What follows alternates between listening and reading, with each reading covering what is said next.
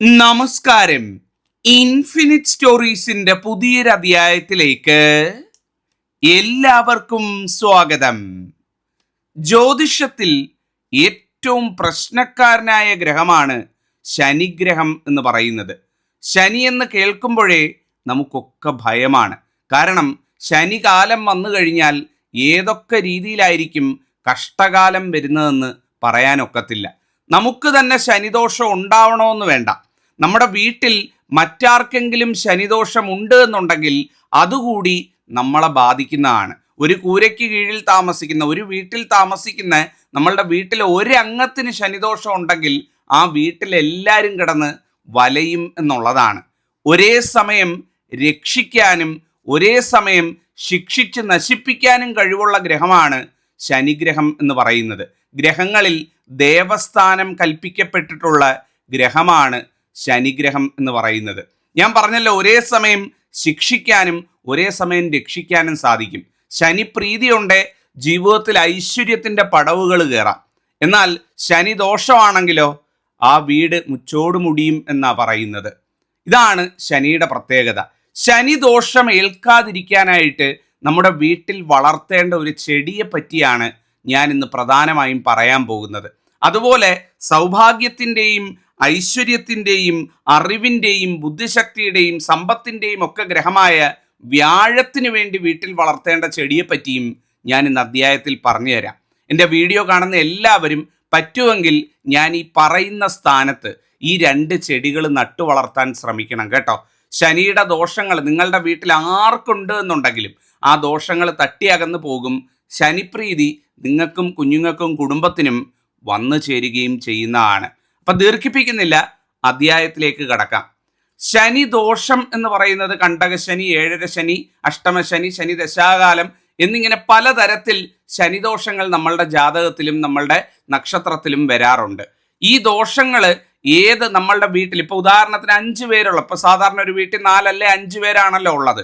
ഒരു വീട്ടിൽ 4 5 പേരുണ്ടെന്നിരിക്കട്ടെ, ഒരാൾക്ക് ഈ ശനിദോഷം വന്നു കഴിഞ്ഞാൽ നമ്മളെ ഒക്കെ അത് ചുറ്റിപ്പിടിച്ച് വളയും. അതുകൊണ്ട് തന്നെ എപ്പോഴും നമ്മുടെ വീട്ടിൽ ഒരു ശനിദോഷത്തിനുള്ള സാധ്യത ഉണ്ട് എന്നുള്ളതാണ്. നമ്മളുടെ ജീവിതത്തിൽ ശനിയുടെ ഒരു മേൽക്കോയ്മ എപ്പോഴും കാണാൻ സാധിക്കുന്നതാണ്. നമ്മളെല്ലാത്തിലും ഒഴിഞ്ഞ് നമ്മൾ സമാധാനമായിട്ട് നല്ല ജാതകമായിട്ട് അല്ലെങ്കിൽ നല്ല നേരമായിട്ട് പോവുകയാണ് എന്നുണ്ടെങ്കിലും നമ്മളുടെ വീട്ടിലുള്ള മറ്റംഗങ്ങൾക്ക് ശനി ബാധിച്ച് കിടക്കുകയാണെന്നുണ്ടെങ്കിൽ അത് നമ്മളെ വല്ലാതെ അലട്ടുന്നതാണ്.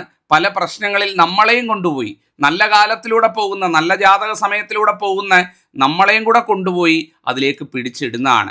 അതുകൊണ്ടാണ് നിർബന്ധമായിട്ടും ശനി ഏൽക്കാതിരിക്കാനുള്ള കാര്യങ്ങൾ ചെയ്യണം എന്ന് പറയുന്നത്.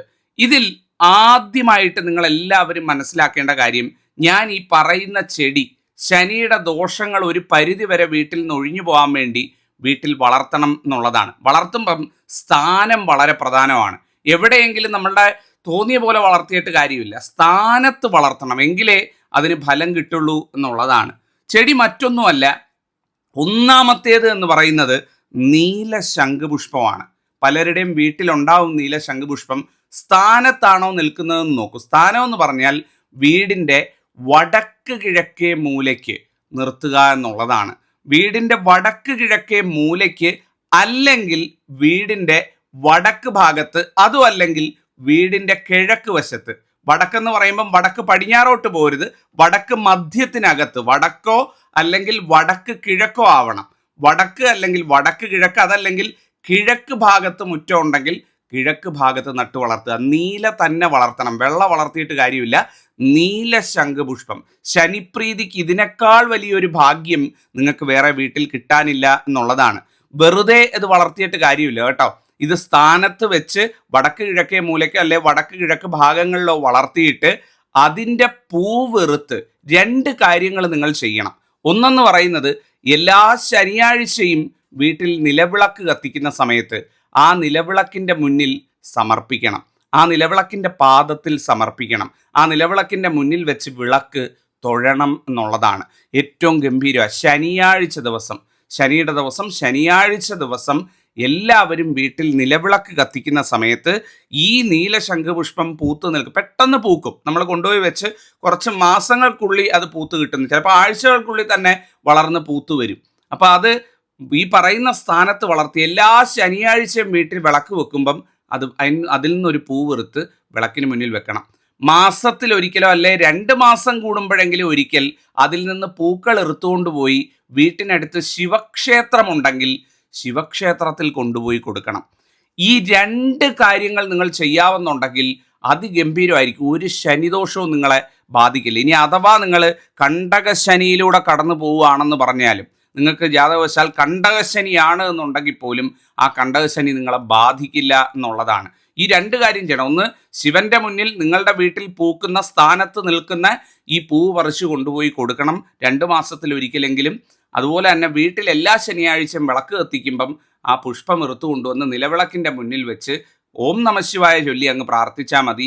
ഏറ്റവും ഗംഭീരമാണ്. ഓം ശനീശ്വരായ നമ ഒക്കെ ചൊല്ലാൻ പറയും. അതൊക്കെ വേണമെങ്കിൽ നിങ്ങളുടെ താല്പര്യാർത്ഥം ചൊല്ലിയാൽ മതി. ഓം നമഃശിവായ ചൊല്ലിക്കൊണ്ട് വെക്കുന്നതാണ് അത് ഏറ്റവും ഗംഭീരമായ ഫലം തരുന്നത് എന്ന് പറയുന്നത്. ഇതാണ് നിങ്ങളെല്ലാവരും ഒന്നാമതായിട്ട് മനസ്സിലാക്കേണ്ടത്. അതുപോലെ ശനിദോഷം നീണ്ടു നിൽക്കാൻ വേറെയും 2 കാര്യങ്ങളുണ്ട്. ഇതൊക്കെ നിങ്ങളുടെ ജീവിതത്തിൽ പ്രാവർത്തികമാക്കുകയാണ് എന്നുണ്ടെങ്കിൽ ഈ ശനിദോഷങ്ങൾ ഒരിക്കലും നിങ്ങളെ ബാധിക്കില്ല എന്നുള്ളതാണ്. അതായത് കാക്കയ്ക്ക് ആഹാരം കൊടുക്കണം. നിങ്ങൾക്ക് പറ്റുമ്പോഴൊക്കെ എല്ലാ ദിവസവും കൊടുക്കുന്ന വീട്ടമ്മമാരെയൊക്കെ എനിക്കറിയാം. എല്ലാ ദിവസവും കാക്കയ്ക്ക് ആഹാരം കൊടുക്കുന്നത് ഭാഗ്യവതികളാണ്, സൗഭാഗ്യവതികളാണ്. ആ വീടിൻ്റെ ഭാഗ്യമാണ് അങ്ങനെയുള്ള സ്ത്രീകൾ. അങ്ങനെയുള്ള ആരെങ്കിലുമൊക്കെ ഇവിടെ വീഡിയോ കാണുന്നുണ്ടെങ്കിൽ ഒന്ന് പറയണേ, ദിവസവും കാക്കയ്ക്ക് ആഹാരം കൊടുക്കുന്നത്. ഞാൻ അവരെ കൈയെടുത്ത് വണങ്ങുകയാണ്. നിങ്ങൾ മഹാലക്ഷ്മിയാണ്, ഈ ഭൂമിയിൽ കൺകണ്ട മഹാലക്ഷ്മിയാണ് കാക്കയ്ക്ക് ആഹാരം കൊടുക്കുന്ന സ്ത്രീകൾ, ദിവസവും കൊടുക്കുന്ന സ്ത്രീകളെന്ന് പറയുന്നത്. അവരൊക്കെ ഉണ്ടെങ്കിൽ ഒന്ന് പറയുക. അറിഞ്ഞിരിക്കാൻ കഴിയുന്ന തന്നെ മഹാഭാഗ്യമാണ് എന്നുള്ളതാണ്. കാക്കയ്ക്ക് ആഹാരം കൊടുക്കുക, നിത്യം കൊടുക്കുക. ചോറ് വെന്തിറങ്ങി കഴിഞ്ഞ് കഴിയുമ്പം ഒരു വീതം ഒരിലയിലോ അല്ലെങ്കിൽ അതിനായിട്ടൊരു പാത്രം വെച്ചോ ദിവസവും കാക്കയ്ക്ക് കൊടുക്കുക. ഒരു ശനിദോഷവും നിങ്ങൾക്ക് ബാധിക്കത്തില്ല, പിതൃദോഷവും നിങ്ങൾക്ക് ബാധിക്കത്തില്ല. 2 ഗുണം, ശനിദോഷവും ബാധിക്കില്ല, പിതൃദോഷവും ബാധിക്കില്ല എന്നുള്ളതാണ്. അപ്പം അത് 2ഉം കിട്ടുന്നതാണ്. അപ്പം കാക്കയ്ക്ക് ആഹാരം കൊടുക്കുക. മൂന്നാമത്തേതെന്ന് പറയുന്നത് എള്ള് ദീപം കത്തിക്കുക. എന്താണ് എള്ള് ദീപം കത്തിക്കുക എന്ന് പറയുന്നത്? നിങ്ങളുടെ വീട്ടിൽ ശനിയാഴ്ച തോറും വിളക്ക് കത്തിക്കുന്ന സമയത്ത്, എല്ലാ ശനിയാഴ്ചയും വിളക്ക് കത്തിക്കുന്ന സമയത്ത് നിലവിളക്കിനോടൊപ്പം ഒരു ചിരാത് വിളക്കിൽ, നമ്മൾ ദീപാവലിക്ക് കാർത്തികത്ത് കത്തിക്കുന്ന ചിരാതില്ലേ, ഒരു ചിരാതിനകത്ത് എണ്ണയോ നെയ്യോ ഒഴിച്ച് കുറച്ച് എള്ള് വിതറി തിരിയിട്ട് ആ എള്ളും നെയ്യും അല്ലെങ്കിൽ എള്ളും എണ്ണയും ആ തിരിയുമായിട്ടുള്ള ആ എള്ള് ദീപം നിങ്ങളുടെ വീട്ടിൽ കത്തിക്കുക. നിലവിളക്കിൻ്റെ അടുത്തായിട്ട്, നിലവിളക്കിൻ്റെ മുന്നിലായിട്ട് അത് ശനീശ്വരനായിട്ട് സങ്കല്പിച്ച് അത് കത്തിച്ച് എല്ലാ ശനിയാഴ്ചയും നിലവിളക്കിനോടൊപ്പം എള്ള് ദീപം തൊഴുക. ഏറ്റവും ഗംഭീരമായിരിക്കും. ഓം നമഃശിവായ ചൊല്ലി തൊഴുതാൽ മതി, അല്ലെങ്കിൽ ഓം ശനീശ്വരായ നമ ചൊല്ലി പ്രാർത്ഥിച്ചാൽ മതി. ഏറ്റവും ഗംഭീരമായിട്ടുള്ള കാര്യമാണ്. അപ്പം ശനിയുടെ ഒരു തരത്തിൽ, ഇനിയിപ്പം നിങ്ങൾക്ക് ആർക്കും ശനികാലം ഇല്ലെങ്കിൽ പോലും, ശനി ദോഷങ്ങളില്ല എങ്കിൽ പോലും ഈ പറയുന്നത് ചെയ്തു കഴിഞ്ഞാൽ തിരിച്ച് നിങ്ങൾക്ക് 100 മടങ്ങ് ഗുണമായിട്ടത് വന്ന് ഭവിക്കും എന്നുള്ളതാണ്. ചിലർക്കൊക്കെ ഈ ശനികാലം ഒന്നും ഉണ്ടാവില്ല, ജാതകത്തിലൊക്കെ ശനിയുടെ ദോഷങ്ങളൊന്നും ഉണ്ടാവില്ല. പക്ഷെ അവരിത് ചെയ്യുന്നവരുണ്ട്. ചെയ്യുന്നതുകൊണ്ടുള്ള ഗുണം എന്താണെന്നറിയോ? വെച്ചടി ആയിരിക്കും ഉയർച്ച എന്നാണ് പറയുന്നത്. ഈ ചെടിയും വളർത്തി എള്ളുദീപവും തെളിയിച്ച് ഐശ്വര്യമായിട്ട് കാക്കയ്ക്ക് ആഹാരവും കൊടുത്ത് അങ്ങോട്ട് മുന്നോട്ട് പോയാൽ മതി. ഇനി എത്ര വലിയ കണ്ടകശനി കറങ്ങി അടിച്ചു എന്ന് പറഞ്ഞാലും ഒന്നും നിങ്ങളെയോ കുടുംബത്തെയോ ബാധിക്കില്ല. സർവം മംഗളമായിട്ട് പോവുകയും ചെയ്യുന്നതാണ്. ഇത് 3ഉമാണ് എല്ലാവരും ചെയ്യേണ്ടത്. ശനി പോലെ തന്നെ ദേവസ്ഥാനത്തിൽ കൽപ്പിക്കപ്പെട്ട് നമ്മൾ പറയുന്ന ഒരു ഗ്രഹമാണ് വ്യാഴം എന്ന് പറയുന്നത്. ശനിയെ നമ്മൾ ഭയത്തോടു കൂടിയാണ് കാണുന്നത് എന്നുണ്ടെങ്കിൽ വ്യാഴത്തെ നമ്മൾ ഭയങ്കരമായിട്ടുള്ള സന്തോഷത്തോട്, ആനന്ദത്തോടു കൂടി കാണുന്ന ഒരു ഗ്രഹമാണ്. അതിൻ്റെ കാരണം എന്താണെന്ന് വെച്ചാൽ വ്യാഴമാണ് അറിവ്, ബുദ്ധിശക്തി, സാമ്പത്തികാഭിവൃദ്ധി, ആഡംബരം, പ്രശസ്തി, സർവ്വ ഗുണങ്ങളും അല്ലെങ്കിൽ സർവ്വ രീതിയിലുള്ള സൽഗുണങ്ങളും പ്രദാനം ചെയ്യുന്ന ഗ്രഹമാണ് വ്യാഴം എന്ന് പറയുന്നത്. വ്യാഴം പ്രസാദിക്കണമെന്നാണ് പറയുന്നത്. പണ്ട് നമ്മുടെ കാരണവന്മാരൊക്കെ പറയത്തില്ലേ, വ്യാഴം പ്രസാദിച്ചാൽ മതിയായിരുന്നു എന്ന് പറയാറില്ലേ? അത് മറ്റൊന്നുമല്ല, വ്യാഴം പ്രസാദിച്ചാൽ പിന്നൊരു തിരിഞ്ഞുനോട്ടം ഉണ്ടാവില്ല എന്നാണ് പറയുന്നത്. ജീവിതത്തിൽ വെച്ചടി നാൾക്ക് നാൾ ഉയർച്ചയും ഐശ്വര്യവും കടന്നു വരുമെന്നാണ് പറയുന്നത്. ഈ വ്യാഴത്തിനും ചില ചെടികൾ വീട്ടിൽ നട്ടു വളർത്തുന്നത് ഏറ്റവും ഗംഭീരമായിട്ടുള്ള ഫലം കൊണ്ടുവരും എന്നുള്ളതാണ്. അതിലേറ്റവും പ്രധാനപ്പെട്ടതാണ് മഞ്ഞ തെച്ചിയും മഞ്ഞ ചെമ്പകവും എന്ന് പറയുന്നത്. നിങ്ങളുടെ വീട്ടിൽ മഞ്ഞ തെച്ചി, മഞ്ഞ ചെമ്പകം ഞാൻ ഈ പറയുന്ന സ്ഥാനത്ത് നട്ടു വളർത്തണേ. ഏറ്റവും ഗംഭീരമാണ്. സ്ഥാനം എന്ന് പറയുന്ന മറ്റൊന്നുമല്ല, നമ്മളുടെ വീടിൻ്റെ മുൻഭാഗത്ത് കണി കാണുന്ന രീതിയിൽ, കണി കാണുക എന്ന് പറഞ്ഞാൽ നേരെ വാതിലിൻ്റെ മുമ്പിൽ കൊണ്ടുപോയി വളർത്തുക എന്നുള്ളതല്ല, വാതിലിൻ്റെ ഇടതുവശത്ത് അല്ലെങ്കിൽ വാതിലിൻ്റെ വലതുവശത്ത്, ഇടതല്ലെങ്കിൽ വലതുവശത്ത് നമ്മൾ രാവിലെ കതവ് തുറന്ന് ഒരു പ്രഭാതത്തിൽ രാവിലെ പുറത്തേക്ക് ഇറങ്ങുന്ന സമയത്ത് അത് കാണാൻ പറ്റുന്ന രീതിയിൽ, പൂത്തുലഞ്ഞ് നിൽക്കുന്നത് കാണാൻ പറ്റുന്ന രീതിയിൽ ഈ മഞ്ഞ തെച്ചി അല്ലെങ്കിൽ മഞ്ഞ ചെമ്പകം നട്ടു വളർത്തുക എന്നുള്ളതാണ്. മഞ്ഞ തെച്ചിയൊക്കെ നമുക്ക് നഴ്സറിയിലൊക്കെ വളരെ തുച്ഛമായ പൈസയ്ക്ക് വാങ്ങിക്കാൻ കിട്ടും. വാങ്ങിക്കൊണ്ട് വന്ന് ഒരു മൂട് വീടിൻ്റെ ഫ്രണ്ടിൽ നട്ടു വളർത്തുക. രാവിലെ കതവ് തുറന്ന് സിറ്റ് ഔട്ടിലേക്ക് ഇറങ്ങുന്ന സമയത്ത് കാണുന്ന രീതിയിൽ ആഹാ തെച്ചി നിത്യം പൂത്ത് നിൽക്കും. അതായത് ഇതിൻ്റെ ഒരു ഭംഗി എന്ന് പറയുന്നത്, നമ്മൾ എപ്പോഴും അത് പോയിട്ട് അയ്യോ പൂ വന്നോ പൂ ഉണ്ടോ എന്ന് നോക്കേണ്ട കാര്യമില്ല, നിത്യം പൂത്തുലഞ്ഞു നിൽക്കും. അപ്പം എല്ലാ ദിവസവും ചെമ്പകത്തെക്കാൾ തെച്ചി ഞാൻ പറയാൻ കാര്യം എന്ന് പറഞ്ഞാൽ തെച്ചി നിത്യം പൂ ഉണ്ടാവും. അത് രാവിലെ വന്ന് കാണുന്നത് ഏറ്റവും നല്ലതാണെന്നാണ് പറയുന്നത്. വ്യാഴത്തിൻ്റെ ആ ഒരു ഐശ്വര്യത്തിന് വളർത്താൻ ഏറ്റവും നല്ലതാണ്. അതുപോലെ വീട്ടിൽ മക്കളൊക്കെ ഉണ്ട്, പഠിക്കുന്ന മക്കളൊക്കെയാണ്, ജീവിതത്തിൽ ഒരുപാട് ഉയർന്നു കാണണമെന്നൊക്കെ ആഗ്രഹിക്കുന്നുണ്ട് എന്നുണ്ടെങ്കിൽ ഇതുപോലെ തന്നെ വ്യാഴം പ്രസാദിക്കാൻ ഏറ്റവും നല്ലതാണ് അരൂത എന്ന് പറയുന്ന ചെടി. ഇതവിടെ ചിത്രങ്ങളിൽ കാണിച്ചിട്ടുണ്ട്.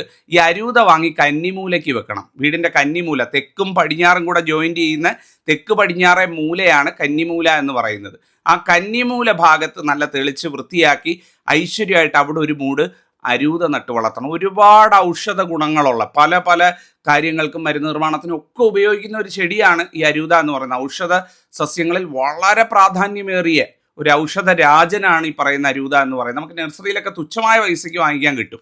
അരൂത വാങ്ങിച്ചുകൊണ്ട് വന്ന് നമ്മളുടെ തെക്കും പടിഞ്ഞാറും ചേരുന്ന തെക്ക് പടിഞ്ഞാറേ മൂലയ്ക്ക് ഐശ്വര്യമായിട്ട് നട്ടു വളർത്തുക. ഏറ്റവും ഗംഭീരമായിട്ടുള്ള ഫലം കിട്ടുന്നതാണ്. നിങ്ങളുടെ മക്കൾക്കാണ് അതിൻ്റേതായ ഉയർച്ച ഐശ്വര്യം കിട്ടുന്നത്. അപ്പം വ്യാഴം പ്രസാദിക്കാനായിട്ട് മഞ്ഞ തെച്ചി മഞ്ഞ ചെമ്പകം വീടിൻ്റെ ഒരു കണി കാണുന്ന ഭാഗത്തായിട്ട് വെക്കുക. അതുപോലെ തന്നെ അരൂത കന്നിമൂലയ്ക്കും വെക്കുക. അപ്പോൾ വ്യാഴത്തിൻ്റെ അനുഗ്രഹം ഉണ്ടാവും. നാൾക്ക് നാൾ ഉയർച്ചയും അഭിവൃദ്ധിയും വരികയും ചെയ്യുന്നതാണ്. അപ്പം ഇത് പറയാൻ വേണ്ടിയിട്ടാണ് ഇന്നത്തെ അധ്യായത്തിൽ വന്നത്. നിങ്ങളുടെയൊക്കെ ചിലപ്പം വീട്ടിൽ നീല ശംഖുപുഷ്പം നിൽപ്പുണ്ടാവും. ആ നിൽക്കുന്നവർ സ്ഥാനത്താണോ നിൽക്കുന്നതെന്ന് നോക്കൂ. വെറുതെ വീട്ടിൽ നിന്നതുകൊണ്ട് കാര്യമില്ല. അതുകൊണ്ടാണ് പറയുന്നത്, അല്ല എന്നുണ്ടെങ്കിൽ അതിൻ്റെ ഒരു തയ്യോ അല്ലെങ്കിൽ ഒരു വിത്തോ കൊണ്ടുവന്നിട്ട് സ്ഥാനത്തൊന്ന് നട്ട് വളർത്തു. അത് വലുതായി കഴിഞ്ഞതിന് ശേഷം നിലവിൽ നിൽക്കുന്നത് നിങ്ങൾക്ക് വെട്ടിക്കളയാവുന്നതാണ്. സ്ഥാനത്ത് നിൽക്കുന്നതിനാണ് എപ്പോഴും ഫലം എന്ന് പറയുന്നത്. അപ്പം മറ്റെന്തെങ്കിലും ചോദ്യങ്ങളോ നിങ്ങൾക്ക് അറിയാനായിട്ട് എന്തെങ്കിലും ഉണ്ട് എന്നുണ്ടെങ്കിൽ ചോദിക്കാം. ജഗദീശ്വരനെ അനുഗ്രഹിക്കട്ടെ. നന്നായിരിക്കട്ടെ. നന്ദി, നമസ്കാരം.